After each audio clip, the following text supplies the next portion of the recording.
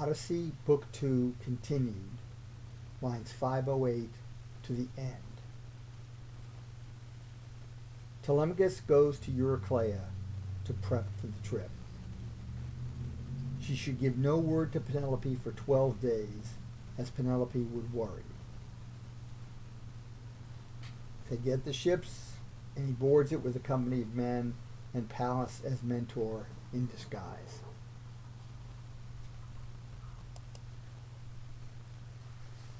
Thus the suitor spoke. While he a room ascended, high and large, built by his father, where did lie gold and brass heaped up, and in coffers were rich robes, great store of odorous oils, and there stood tons of sweet old wines along the wall. Meat and divine drink kept to cheer withal Ulysses' old heart, if he turned again from labors fatal to him to sustain. The doors of plank were, their close exquisite, kept with a double key, and day and night a woman locked within, and that was she who all trust had for her sufficiency. Old Euryclea, one of Opus' race, son to Pisenor, and in passing grace with grey Minerva, her the prince did call, and said, Nurse, draw me the most sweet of all the wine thou keepest. Next that which for my sire thy care reserves, in hope he shall retire.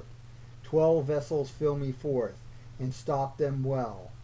Then into well-sewed sacks of fine ground meal pour 20 measures. Nor to anyone but thee thyself let this design be known. All this sea got together, I it all in night will fetch off, when my mother shall ascend her high room, and for sleep prepare. Sparta and Pylos I must see in care to find my father. Out Euryclea cried, and asked with tears, Why is your mind applied, dear son, to this course? Whither will you go? So far off leave us, and beloved so only, and the sole hope of your race? Royal Ulysses, far from the embrace of his kind country, in a land unknown, is dead, and you from your loved country gone, the wooers will with some deceit essay to your destruction, making then their prey of all your goods. Where, in your own, you're strong, make sure abode. It fits not you so young to suffer so much as by the aged seas, and err in such a wayless wilderness. Be cheerful, loved nurse, said he, for not without the will of God go my attempts about.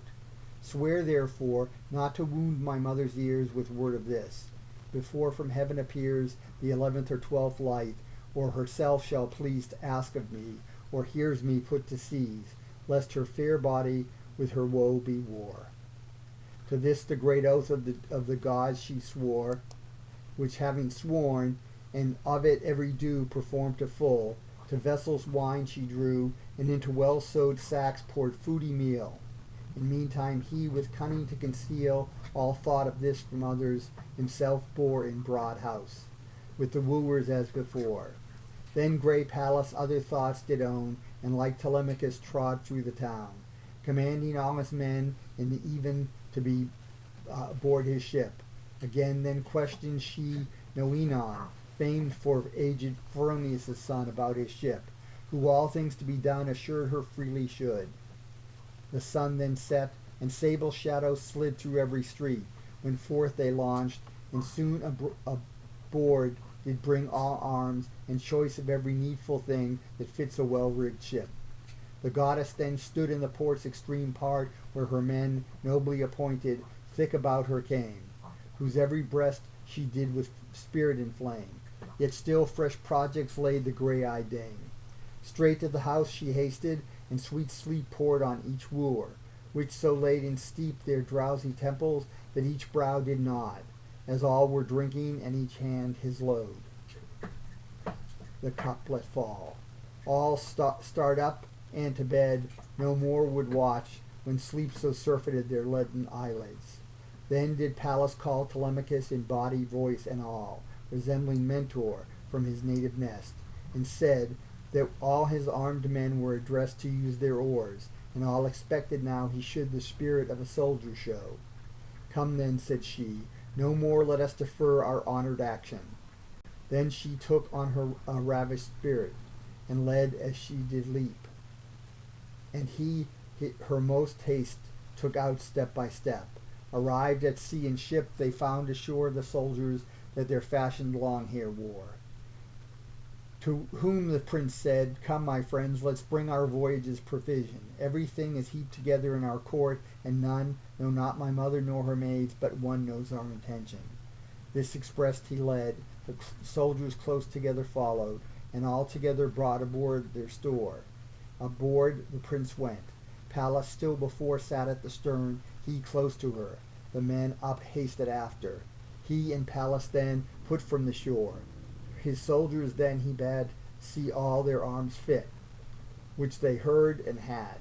A beechen mast then in the hollow base they put, and hoisted, fixed in its place, with cables and with well-wreathed hawsers, hoised their white sails, which grey Pallas now employs, with full and foregales through the dark deep main.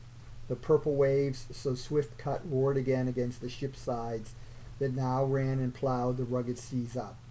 Then the men bestowed their arms about the ship, and sacrificed with crown and wine cups to the endless deities they offered up. Of all, yet throned above, they most observed the grey-eyed seat of Jove, who from the evening till the morning rose, and all day long their voyage did dispose.